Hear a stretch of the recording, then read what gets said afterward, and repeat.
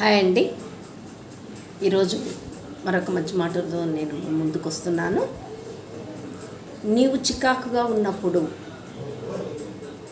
ఎక్కువ శాతం మౌనంగా ఉండడం అనేది మంచిది. ఎందుకంటే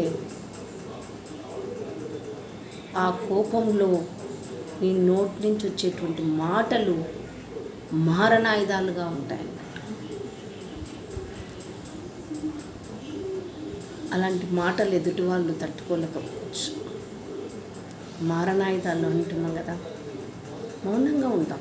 కొంతసేపు మౌనంగా ఉంటే ఎదుటి వాళ్ళని అర్థం చేసుకోగలం అన్నట్టు.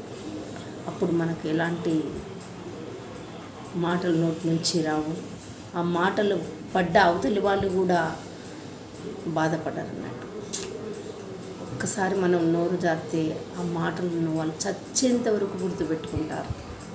కనుక మౌనంగా ఉండాలని నేర్చుకుందాము చికాకుగా ఉన్నప్పుడు. ఓకేనా? Thank you. ఇట్లు మీ పంతులమ్మ గొల్లకృష్ణ గారు. రమాదేవి. నమస్తే. బాయ్.